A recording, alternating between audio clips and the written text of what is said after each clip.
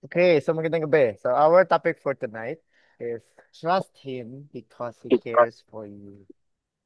So, masarap pagkatiwalaan yung mga nagki-care sa atin. Halimbawa, mga magulang natin, yung asawa o kaya mga anak na nagki-care sa atin. Kaya kahit kaibigan na may pakialam sa atin, sila yung usually na nilalapitan natin and to trust ng yung pagkatiwalaan natin ng buhay o kaya yung kaututang dila, kumbaga, yung kapag meron kang gusto ikwento na buhay, kaya gusto mong maglabas ng sama ng loob, sila yung una mong pupuntahan kasi alam mong mapagkakatiwalaan sila, napagkakatiwalaan mo sila, hindi ka nila i-judge, and hindi ka rin nila hahayaan. Kumbaga. So yung ganitong uri ng relationship ay makikita din natin sa Panginoon. And actually, nag-i-invite siya to trust in Him. So sabi sa Nahum chapter 1 verse 7. So open our Bibles in Nahum chapter 1 verse 7. Kung nandyan na kayo sa Nahum chapter 1 verse 7. Kung wala din kayong Bible, you can read dito sa PowerPoint. Maganda tong memory verse. So, the Lord is good, a refuge in times of trouble. He cares for those who trust in Him. Oh, napakaganda po ng verse nun. Yan po ay isa sa memory verse ko kapag na ako'y may problema sa buhay. So the Lord is good, a refuge in times of trouble. He cares for those who trust in Him. So, itong si Nahum is isa siyang propeta ng Old Testament at siya ay tinawag ng Panginoon noong panahon na nasakop yung Jerusalem ng Assyrian Empire o yung Nineveh. Kung narinig niyo yung bansang Nineveh, sila yung sumakop noon sa Jerusalem, sa Israel. At nasakop sila dito, at the same time, ito yung naging pangako ng Panginoon sa mga taga-Israelites. So, makaka-relate tayo kasi pinangakuan sila ng Panginoon during their times of trouble. Yung trouble nila is nasakop sila, wala silang makain, wala silang kapanang buhay, wala magandang nangyayari sa buhay nila. So, sino ang tatakbuhan sa panahon ng ganito?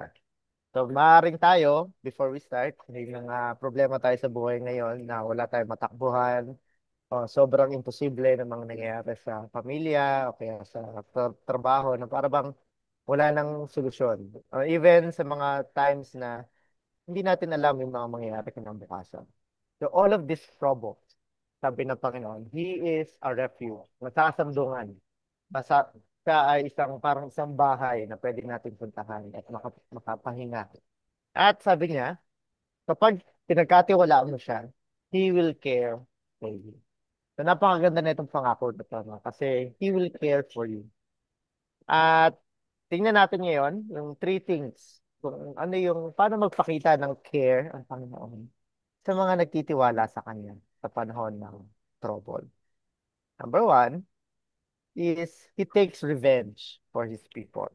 Sabi sa verse 2, the Lord is a jealous and avenging God. He takes vengeance. The Lord takes vengeance and is filled with wrath. The Lord takes vengeance on his foes and vents his wrath against his enemies. So, makikita mo laging vengeance, vengeance, vengeance, wrath, wrath.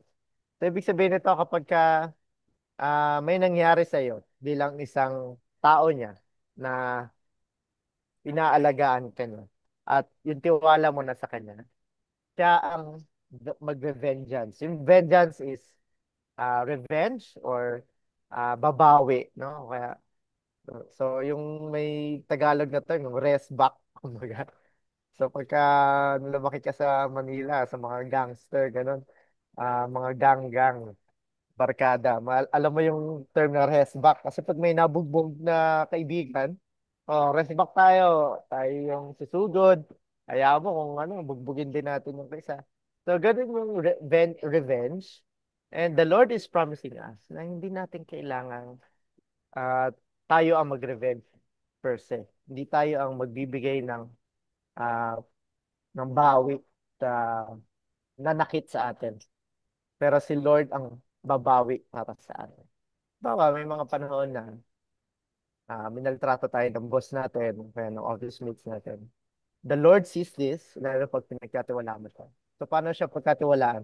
Sabi mo, Lord, minaltrato po ako ng ganito ko at hindi ko po alam yung gagawin ko kasi hindi ko kaya siyang bawian. Hindi ko siya kaya saktan. Kaya hindi ko siya kayang isumbong sa police o kaya. Lord, ikaw ang pinagkakatiwalaan ko ngayon at bumawi ka po para sa akin. So, yung ganitong prayer is actually okay dahil humihingi ka ng revenge sa Panginoon at hindi ikaw yung nagre-revenge for yourself. So, ito ang pangako ng Lord. Pag pinagkatiwalaan mo siya ng problema mo sa buhay, lalo na sa troubles na may kailangan mong pambawian, ang Lord, in His own time, in His own way, babawi siya para sa'yo. So, hindi man bukas, hindi man mamaya, o hindi man in a week or a month, pero in His own time, babawi ang Panginoon para us. So that's a good promise, lalo na nung panahon ng Israelites sa Nineveh. Nakikita natin na after some years, lumaya sila sa Assyrian Empire at bumagsak yung empire. Ayan. May ibang sumakop, no?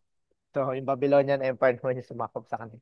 So binawian sila ng Panginoon through other people. So yan po ang the Lord promises us that He will take revenge. Ang napakaganda pangako. And pangalawa is that the Lord promises us kapag nagtiwala tayo sa Kanya, He will deliver justice. Yung natatamang ah, punishment. Yun yung justice. Yung natatamang punishment para dun sa umaway sa'yo o kaya sa nagmaltrato sa'yo. So yun yung justice. So, pag sinabi natin justice, it is God bringing punishment to those who are due the punishment. So sabi sa verse 3, the Lord is slow to anger, but great in power. So malaki ang kapangyarihan ng Diyos. So ano yung kapangyarihan niya? He will not leave the guilty unpunished. So yung guilty, talagang ano niya, bibigyan niya ng punishment. So halimbawa, sa Pinas lang naman yung guilty na hindi na bibigyan ng punishment. Kahit na ang dami ng contractors na nagsasabi na ito yung may kasalanan. Nakakalaya pa din. Mga contractor sa Pumatang Ghost Project. Ang gandang sundan yun eh. Kasi na-absuelto yung isang senator, tapos yung, ang dami niya ng evidence na nakapunto sa kanya. Pero dahil wala siyang pinirmahan na pangalan, na-absuelto. So talagang may inis ka. Pero Lord, do not leave the guilty unpunished. So sabi niya, the Lord does not leave ang guilty. Though dito sa mundo na nilive yung unpunished yung guilty. At sabi sa atin, His way is in the whirlwind and the storm, and clouds are the dust of His feet. Ano ibig sabihin nito? Sabihin nito, yung kaya niyang kontrolin yung supernatural power na ito ay maliit lang sa kanya. Yung clouds, yan ay speck of dust lang sa kanyang paa. So yan, though sa atin supernatural ang clouds, pero sa Lord, walang naliit na bagay yan. Saka yung whirlwind and the storm, yan yung kanyang paraan, yung kanyang yung natural disasters kaya kontrolin for us. So the Lord's justice, yung punishment niya, ay it can in a way na hindi natin ma-expect kung paano niya ibibigay dahil napakalakas ng kanyang kapangyarihan. And sabi niya, yung justice, yung punishment, he can also in verse 4, by rebuking his blessing. And rebuking blessings, sabihin sa verse 4, he rebukes the sea and dries it up. He makes all the rivers run dry. So yung sea, kapag ang sea ay na-dry up, it means lahat ng pinagkakitaan ng fisherman, yung blessing ng yung pagkain, yung pera, lahat mawawala doon sa inalisan ng blessing of the sea. And even the rivers run dry. So alam natin na ang drinking water noon is in the river at sa mga mountain. Kapag ka nag-run dry ang river, wala silang fresh water, wala silang isda, wala silang uh, means of living. So, ang dami nawawala sa isang bansa pag nawala ng river. So, that means God can, itong blessings ng sea and river, parang blessing siya, malaking blessing kapag ang isang bansa malapit dito, nagpo-flourish. So, pag inalis yan, talagang mawawala yung blessing ng bansa. So, kaya niyang alisin, ano, yung binigay niyang blessing. At itong Bashan and Carmel wither. Ano ibig sabihin yan? Yung Bashan and Carmel ay mga bansa noon. Yung Bashan is noon isang bansa na maraming baka, pastures and cattle.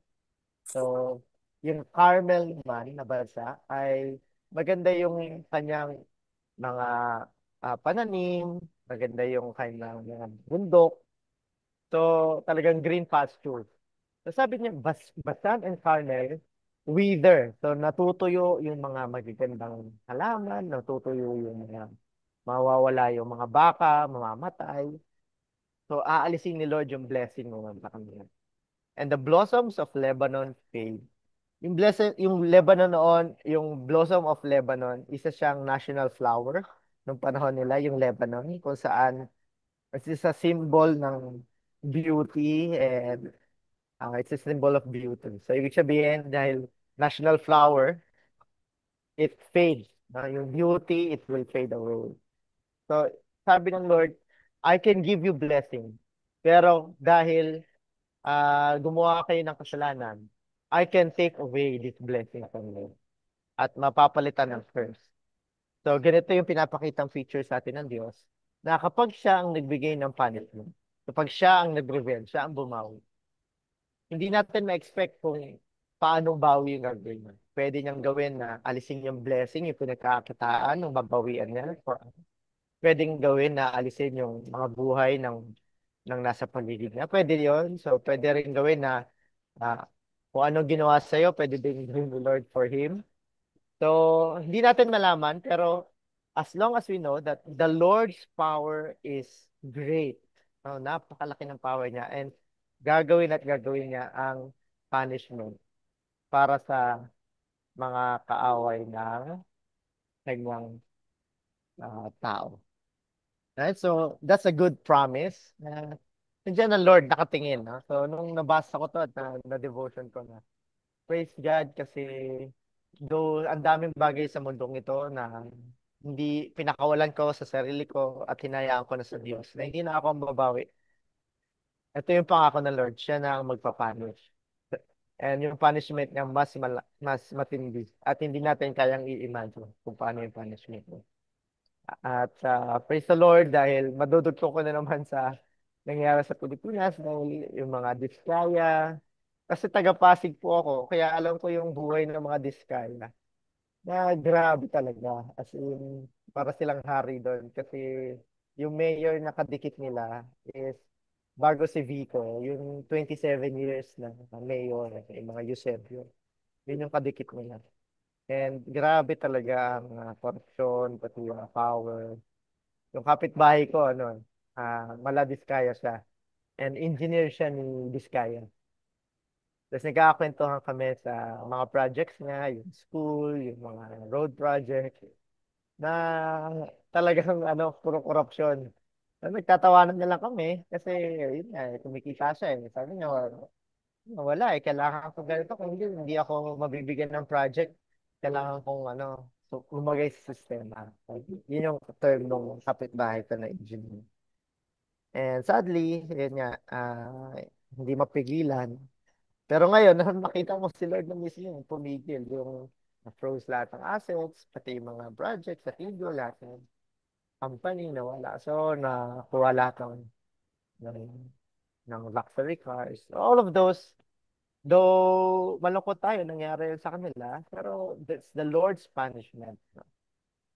Happening to them. At yeah, um, and I know madami pang pwede example, like sa mga buhay natin, sa office, sa work, sa mga boss. Hindi natin sila mabawian. Pero the Lord will punish them eventually in His own way. Okay, last na pinapakita sa atin ng Panginoon is how we shows His care. Sabi niya, yung wrath naman niya, ibubuhos niya talaga sa kaaway.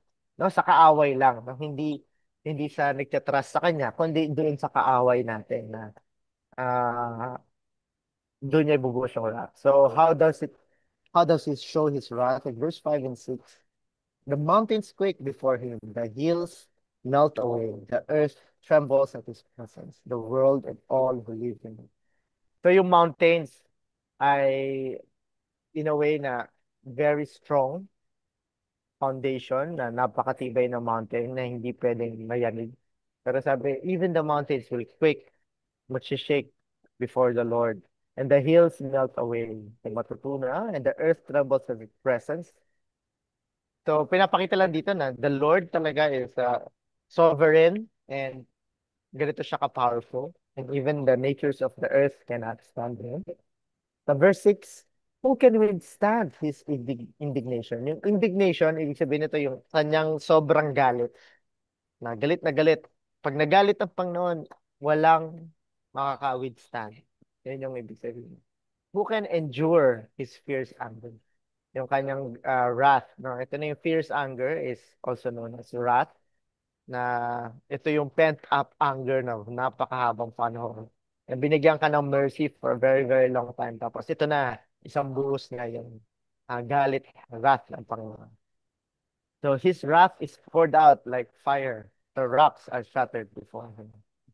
So, picture na binibigay sa atin na kapag si Lord ang bumawi, siya ang nagbigay ng punish at binuhos niya yung wrath sa panahon, sa tamang panahon, lahat ng nagkasala ay mapapanis at walang makakaligtas. Daddy?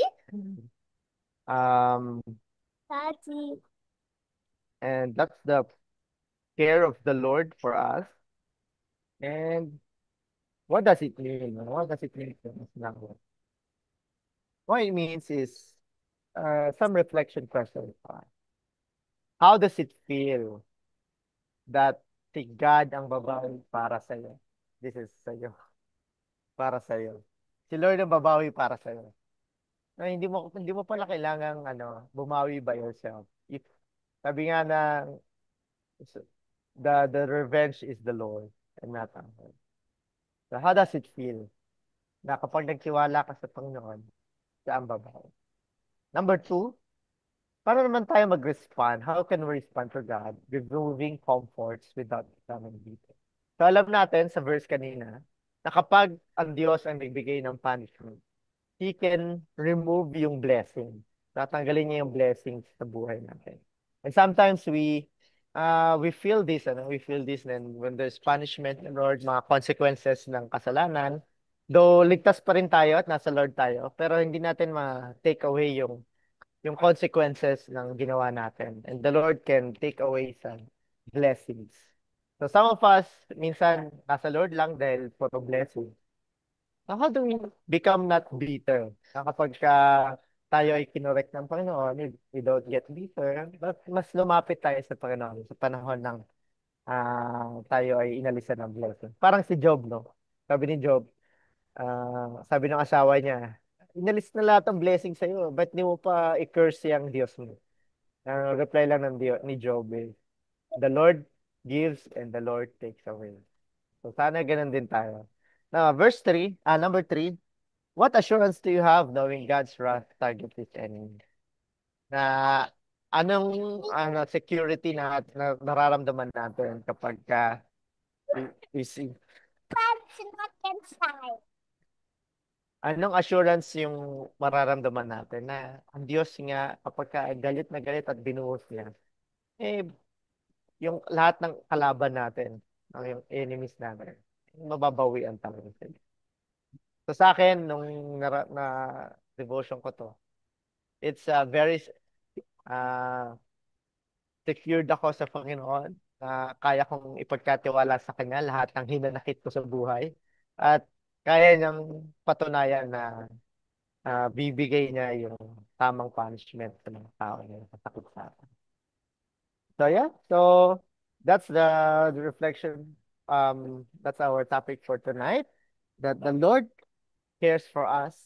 So i-trust natin. Mag-trust tayo. Amen? Praise the Lord.